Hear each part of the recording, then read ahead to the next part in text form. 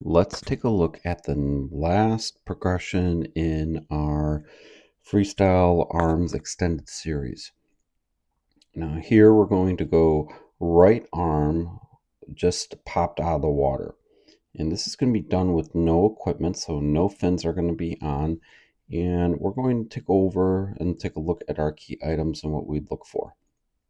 We're going to start out looking here at the toes and the feet. We want to make sure that everything here is pointing as we're traveling through the water. So there we got one foot, and then here another foot that is very, very extended in a very nice position. Really like that right there. Now, when we're kicking, right off the bat here, we notice that we've got some great moving water right here. So in our training, we like to call this thunder kick, white water, or boiling water.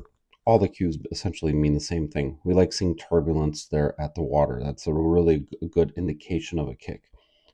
Now, something we want to watch when we're kicking is going to kind of be the height here of the foot. So kind of see here how high we're getting out of the water. It's going to be a little high for what we would like to kind of see. And this drill will be challenging for athletes, especially without the fins to help them move.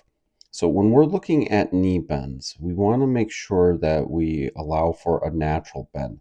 This here is a little bit higher up than we'd like to see. If we can kind of see almost to the knee like we do about right there, that's a little higher than we'd like to see. So what we would want to see is just, again, a natural bend in the knee. Nothing really more, nothing a little less. Where we would really like to see a great effort with the kick is going to be on this down kick portion right here.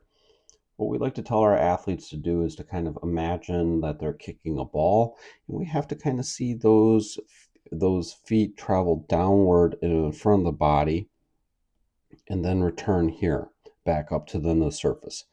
When we're performing this kick, these movements are going to kind of be performed diagonally as we're going to be moving through the water. And then we just keep kicking. So we really love the effort here with the kick. Here, the hips and the shoulders should be in a pop position. So we got a little bit of movement right here that we just want to be aware of. And a little bit of movement is going to be okay.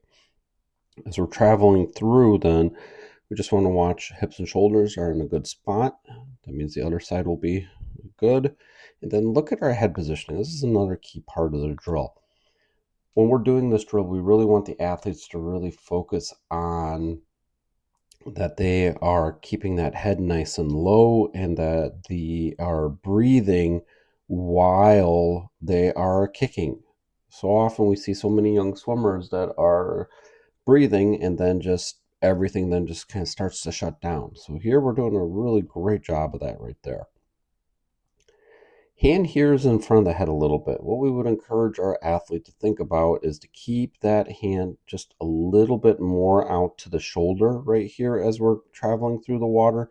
That's really where we want to kind of keep it. Otherwise, what we'll see is just we're going to start out straight and then we kind of start to curve off a little bit in terms then of our lines. So we're going to kind of curve a little bit because that's where the direction of the fingertips are going. We really just want to, again, kind of focus on keeping and traveling straight. And then we just keep repeating this as we're going to be moving through the water. Great kick right there. We really like what we're seeing. A lot of turbulence created at that surface. And then underwater, just again, so here we kind of talked about that down kick portion. Right here, we're doing a great job of that. And then we've got good pointing feet here. And then also right there. That'll be a good indication that the kick here is starting from the hips. We want to watch here, hips are just a little bit lower, so we would kind of encourage, again, our athlete to think about bringing the hips up a little bit more. So we're continuing to progress. We're going to then come to our return view here, and we're just going to look kind of for those same items. So kind of see here how our athlete starts right here, and then in a few frames, then we start to go right there. And that is mainly because of where that hand is. We'll talk about that in a second. So good, nice, strong kick here. Here, a little bit flatter than we'd like to be. So just, again, kind of really encourage right off the bat setup that we're getting those hips and shoulders up That head here does remain in a good spot. The water level stays nice and consistent about halfway under. The edge of the goggle line is right along the surface.